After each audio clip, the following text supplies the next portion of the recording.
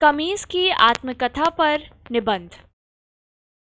बहुत बढ़िया कमीज पहन रखी है आज तो। वह क्या शेड है शर्ट कमीज का। कहाँ से खरीदी, या फिर क्या फिटिंग है, क्या सिलाई है, क्या डिजाइन है। भाई कहाँ से सिलाई। मुझे देखकर अक्सर चहक उठा करते हैं ना आप। ऐसे ऐसे या इसी तरह के प्रशंसात्मक वाक्य भी बोलने लगते हैं। जिस किसी ने मुझे पहन रखा होता है अक्सर उससे इस तरह के प्रश्न करने लगते हैं, और कई बार उस दर्जी का पता ठिकाना भी पूछने लगते हैं कि जिसने मुझे सिला होता है। लेकिन क्या कभी यह जानने का भी प्रयास किया है कि इस सूरत में पहुंचने तक मुझे कहाँ कहाँ और कैसी कैसी कष्टपूर्ण स्थितियों में से गुजरना पड़ा है। नहीं सुना ना कभी। क्या कहा, मैं खुद ही बता दूं? ठीक है, मैं स्वयं ही बता देती हूँ। आप बीती, जरा ध्यान से सुनिए। बिनौला, अरे चौंकिए मत, मेरी कहानी का आरंभ बिनौले से ही होता है। आरंभ से मैं किसी एक बिनौले में ही बंद थी, अन्य बहुत सारे बिनौलों के साथ। एक बोरे में एक दिन एक किसान आकर दुकानदार से वह बोरा खरीद कर ले गया और ले जाकर अपने घर के औसारे में पटक दिया। कई दिनों तक वह मेरे समीप रखे हल पंजाली उठाता, बाहर बंधे बैल खोलता और सूर्योदय से पहले ही खेतों की ओर चल देता। फिर एक दिन ऐसा सब करते समय मुझे भी साथ लेता गया और खेत के किनारे उगे पेड़ के नीचे साफ सुथरी जगह पर खोलकर पटक दिया। कुछ देर बाद किसान की पत्नी ने आकर हमें एक बड़े से झोले में भर लिया और पति के साथ जा खड़ी हुई, जहां वह हल जीतने के लिए उसकी प्रतीक्षा कर रहा था। हल की नोक के ऊपर एक टिन की बड़ी खुली सी नली लगी थी। जैसे ही किसान ने बैलों को हाका, उसकी पत्नी ने उस नली की राह हमें भीतर छोड़ना शुरू कर दिया।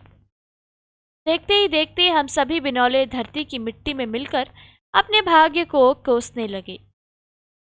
कुछ देर बाद हल उतार उसके स्थान पर सुहागा, एक भारी और कुछ चपटा लकड़ी का टुकड़ा बांध बैलों को फिर हाँक दिया।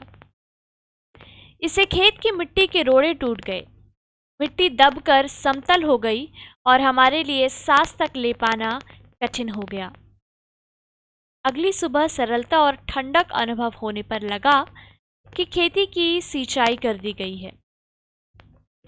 इस प्रकार खुदाई गुड़ाई सिंचाई के क्रम ने एक बार तो हमारे अस्तित्व को पूरी तरह से मिट्टी में मिला दिया।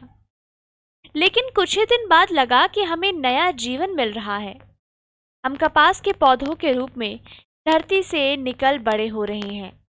हमारी टहनियां पत्ते फूट रहे हैं, उन पर कुछ गोलाकार फल लग रहे हैं, और एक दिन ऐसा आया कि फल फूलकर खेत की उजली सी सफेद हंसी बन गए। हमें देख किसान खुशी से फूले नहीं समा रहा था। अगली सुबह आकर औरतें उस सफेद हंसी यानी कपास को चुनकर किसान के घर ले गई। घर में ढेर लग जाने पर किसान ने उसे एक व्यापारी के हाथों बेच दिया। इस तरह तीसरे स्थान पर पहुंच हमें कुछ दिन और इस दम घोटू वातावरण में बंद रहना पड़ा। लेकिन फिर एक दिन हमें ट्रकों में लाद कर कहीं और पहुंचा दिया गया। जब एक मशीन में पकड़कर हमारे अंजर पंजर अलग होने लगे, तब पता चला कि हमें किसी कारखाने में बेला जा रहा है। बेलने के बाद बिनौले तो अलग हो गए और अब हमें रुई कहा जाने लगा। फिर एक अन्य मशीन में डालने से हमारी कताई होने लगी। रुई से हम लोग तातों यानी धागे के गुच्छे बन गए। फिर पता नहीं कहाँ से कुछ बनावटी रेशे लाकर हमें उनके साथ मिला दिया गया और हमें टेरिकॉट कहकर पुकारा जाने लगा। अभी कहाँ खत्म हुई हमारे दुख की कहानी। फिर हमें खड्डी जैसी किसी मशीन पर चढ़ाकर हमारा एक एक तार दूसरे से मिलाया जाने लगा। लगातार मिलाया जाता रहा और तब किसी ने कहा, वाह कितना बढ़िया कपड़ा तैयार हुआ इस बार। वहां से बाहर लाकर हमें धोया, फिर प्रेस करके लपेट दिया गया।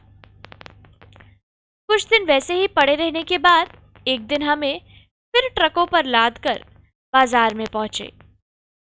कई बिचौलियों के हाथों से होते हुए एक दुकान पर अन्य कपड़ों के साथ लाकर सजा दिए गए। वहीं एक दिन एक दंपति आया, अन्य कई तरह के कपड़ों के साथ मुझे भी पसंद किया। दुकानदार ने बेरहमी से कैंची चलाकर मुझे अपने साथियों से अलग काटकर मात्र एक कमीज का टुकड़ा बना दिया। मैंने समझा चलो अब और कष्ट नहीं झेलने पड़ेंगे, पर कहा अभी तो फिर से कटकर सुई से अंग अंग छिदना बाकी था। सो वह दंपति मुझे दर्जी की दुकान पर ले गया। दर्जी ने ध्यान से देखा, नापा और अपनी मेज पर एक तरफ पटक दिया। नहीं, अभी भी कष्टों की कहानी समाप्त नहीं हुई थी। दर्जी ने कैंची उठाई और मेरे छोटे बड़े कई टुकड़े कर डाले। उसके बाद एक सिलाई मशीन पर चढ़ाकर जो तेजी से सुइयां चुभोनी शुरू की कि बस क्या कहूँ। अंग अंग छिदकर साथ ही धागे से पिरोया भी जाता रहा।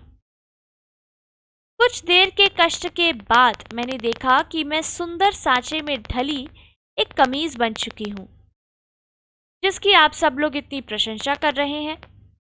सच है, लगातार कष्ट सहन करके ही जीवन और व्यक्तित्व को एक सुंदर आकर्षक सांचे में ढाला जा सकता है। केवल बैठे रहने या बातें बनाते रहने से कुछ भी हो पाना संभव नहीं हुआ करता।